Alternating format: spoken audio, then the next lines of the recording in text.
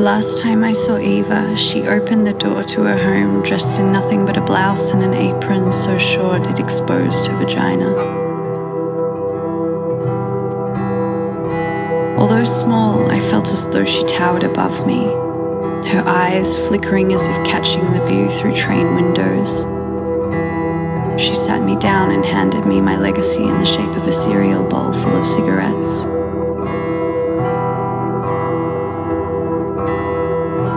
Eva was born into a destiny unhinged. Eva, whose desire it was to return to the ghetto for those days of patriotism and fight, to return to a place where her family still existed, her oldest brother and sister alive before dying to an uprising, her younger brother and father not yet taken by disease, her Sam and Sonia and mother still cloaking her with comfort before boarding the trains to death's gate.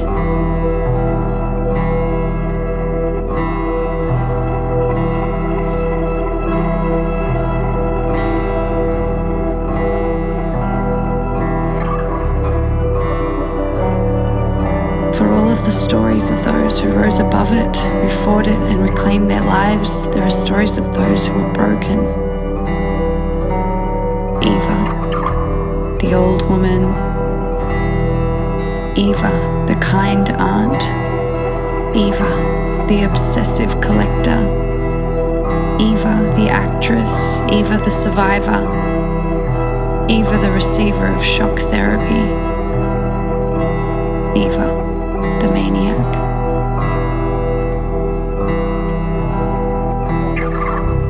Eva was crushed, she was broken, clawing at the prospect of recognition, reward, only to be greatly disappointed.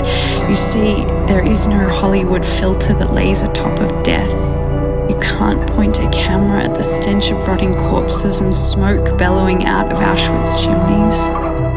There is no soundtrack loud and long enough to muffle the cries of entire families lost in a breath, or tired feet marching in ill-fitting shoes for days on end in the snow.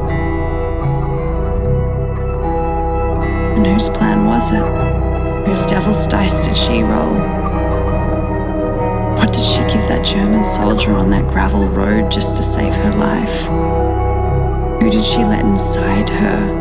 Let mount her and fuck her just to walk on tombstone-paved paths?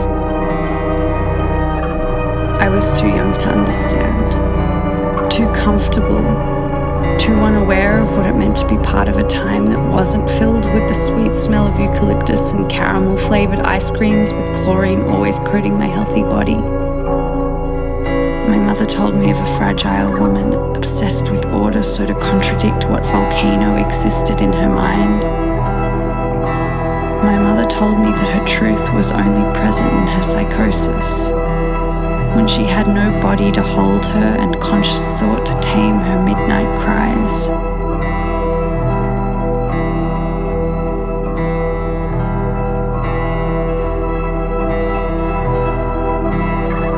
And in the night, when no lies could be told, she met herself on that beach at that Baltic shore where she watched her sister pass away.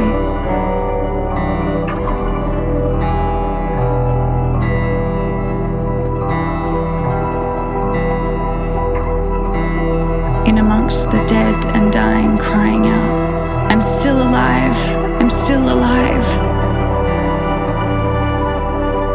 So to be shot, so to finally rest after all she'd seen and lost.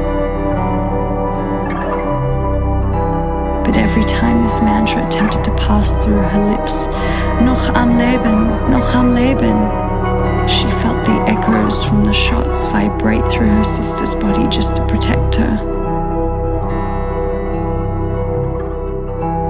Sonia, the human shield.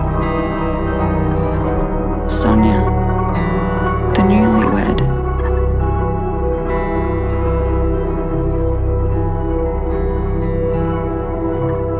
Sonia, 24 but somehow a brave and biblical matriarch.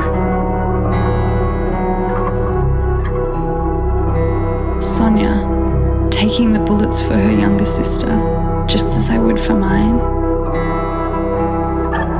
Sonia, Eva's forever shadow.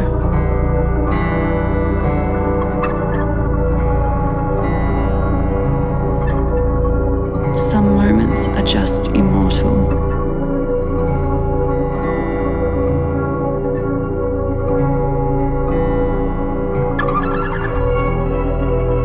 And years after the war, when she became pregnant, she was forced to remove the child that was planted in her body by the grace of a God that she barely believed in, knowing it was a kind of murder, but understanding that murder is a part of life, only then to mourn that child that she buried in the waters of the sewers, just as she'd watched her mother sink into the blood-stained snow, swallowed by her fellow dead.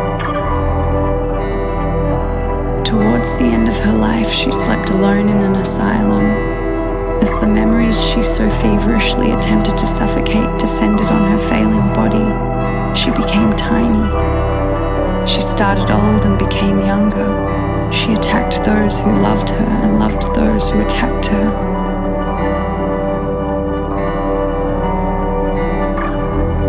I wanted to say something different about Eva. I wanted to say something different about my family. Their struggles and historical pain. Find the threads between each generation, yet somehow this thread that I found was genetic memory in the form of madness. Mom, why are we like this?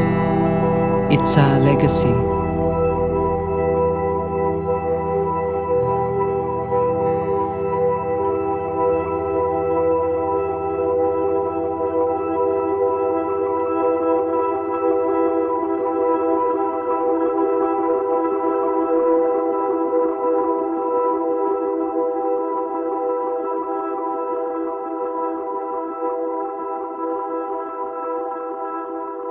And I can tell you just one thing.